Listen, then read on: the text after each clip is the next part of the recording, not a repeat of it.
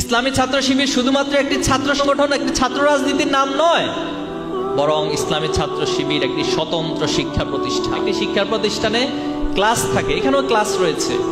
এখানে প্রথমে সমর্থক হইতে হয়, কর্মী হইতে হয়, সাথী হইতে হয়, সদস্য হইতে হয়।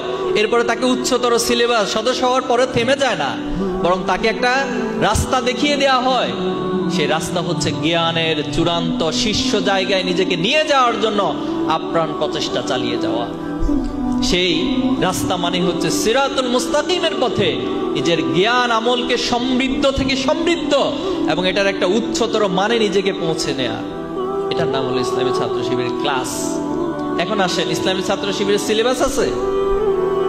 আছে, আছে। এই সিলেবাসে কি আছে? এই সিলেবাসে একজন ছাত্রকে তার এই দুনিয়ার শ্রেষ্ঠত্ব অর্জন করার জন্য, রব্বানা আতিনা ফিদ দুনিয়া হাসানা, এই দুনিয়ার কল্যাণ অর্জনের জন্য যা কিছু প্রয়োজন, যা কিছু জানা প্রয়োজন, তার ইতিহাস জানা প্রয়োজন, ইতিহাস আছে। তার ভূগোল জানা প্রয়োজন, ভূগোল আছে। তার অর্থনীতি জানা প্রয়োজন, অর্থনীতি আছে। তার সায়েন্স জানা প্রয়োজন, সায়েন্স আছে। তার শিল্পকলা সাহিত্য জানা প্রয়োজন, এখানে সমাহার রয়েছে। প্রিয় ভাই, এরপর এখানে ক্লাসের ব্যবস্থা আছে, আছে, আছে। কি ক্লাস? কোরআন ক্লাস। আমরা বলতেছি কোরআন ক্লাস, কোরআন তালিম। একজন মুমিন হিসেবে, একজন ইমানদার হিসেবে একজন ছাত্রের তার কোরআনকে জানা, কোরআনকে বুঝা, কোরআনকে হৃদয়ঙ্গম করা, আফালা ইয়াতাদাব্বারুনাল কোরআন, এই আয়োজন ছাত্র শিবির নামক শিক্ষা প্রতিষ্ঠানে আছে। এখানে সামষ্টিক পাঠ রয়েছে, যার মধ্য দিয়ে তিনি তার মেধা এবং তার মেধার বিকাশ ঘটাতে পারেন। এখানে একজন ছাত্রকে শিক্ষামূলক অংশগ্রহণ, ক্যারিয়ার গাইডলাইনমূলক প্রোগ্রাম আপনার জন্য আয়োজন রয়েছে। আপনি দুনিয়াতে ভালো ক্যারিয়ার করতে চান, আপনি ভালো রেজাল্ট করতে চান একাডেমিকলি, আপনার জন্য চমৎকার গাইডলাইন রয়েছে। কোথায় করতে চান? ক্লাস 1 থেকে 10 আছে। ইন্টারমিডিয়েট আলিম লেভেলে করতে চান, আছে।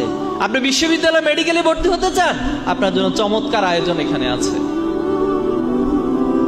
এরপর আপনি আর কি জানতে চান? আপনার নৈতিকতা প্রয়োজন, নৈতিকতার সর্বোচ্চ মানদণ্ডে পৌঁছার জন্য যত আয়োজন, সব আয়োজন ছাত্র শিবিরের কাছে আছে। আপনি আপনার এই সমাজের কাছে দায়বদ্ধ থাকার জন্য আপনার ভিতরে একটা মূল্যবোধ প্রয়োজন।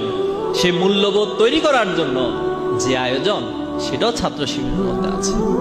আপনি আপনার পিতামাতার প্রতি সম্মান প্রদর্শন করতে হবে, সেই লেসন, সেই টিচিংও এখানে রয়েছে। আপনি স্পিরিচুয়াল হবেন, নিজেকে আধ্যাত্মিক লেভেলে পৌঁছাবেন, আমাদের সভ্যদারি নামক প্রোগ্রাম রয়েছে।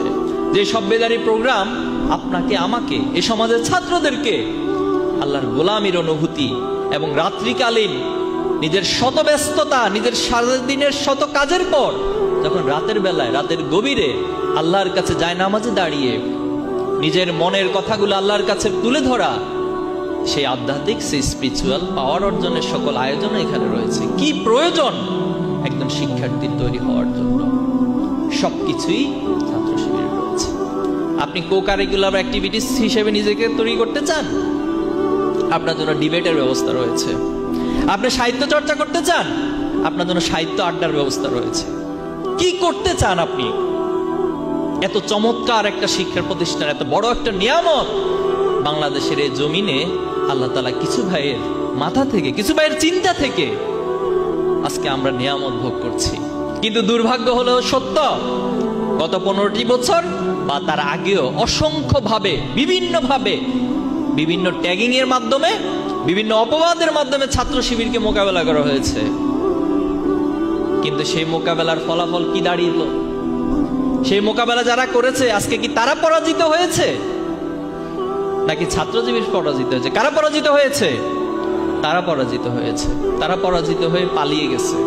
আমরা তাদেরকে পালাই যেতে বলি নাই, অথবা আমাদের কোনো দাবির মধ্যে পালাই যাওয়ার কথাটা ছিল না। আমাদের দাবি ছিল, আপনারা আপনাদের ভুল স্বীকার করেন, আপনারা আপনাদের অন্যায় থেকে ফিরে আসেন, আপনারা ভালো মানুষ হিসেবে নিজেদেরকে সমাজে উপস্থাপন করেন, আর সর্বশেষ গিয়ে বলা হয়েছে আপনি পদত্যাগ করেন। কিন্তু আপনি পালাই চলে গেছেন কেন? তাহলে এটা হচ্ছে নৈতিক পরাজয়। মানুষের যখন অসত্য দিয়ে, অন্যায় দিয়ে সমাজকে পরিচালনা করে, তার ভিতর নৈতিক পরাজয় বরণ করতে হয়, তার ভিতর নৈতিক পরাজয় ঘটে। এবং সেটাই আমরা দেখছি আজকে ছাত্রলীগের 15 বছরের অপরাজনীতি, অপশাসনের কারণে ফ্যাসিজম কায়েমের কারণে আজকে সাধারণ ছাত্রদের মাঝে ছাত্র রাজনীতিটা একটা ভীতি আতঙ্কের নাম হয়ে গেছে। অথচ তারা ছাত্র শিবির নামক যে এক চমৎকার পরিবেশ, শিক্ষার প্রতিষ্ঠান, এই চমৎকার সুযোগটা তারা কখনো পায় নাই। ইনশাআল্লাহ আগামী দিনে আপনাদের হাত ধরে, এই কর্মী ভাইদের হাত ধরে এই সমাজের ছাত্রদেরকে বুঝাইতে হবে যে ছাত্র শিবির কি পরিমাণ, কোন মানের শিক্ষা প্রতিষ্ঠান, এবং ছাত্র শিবির কোন মানের কর্মী, দায়িত্বশীল এবং সমাজের ভালো মানুষ তৈরি করে। পারবেন?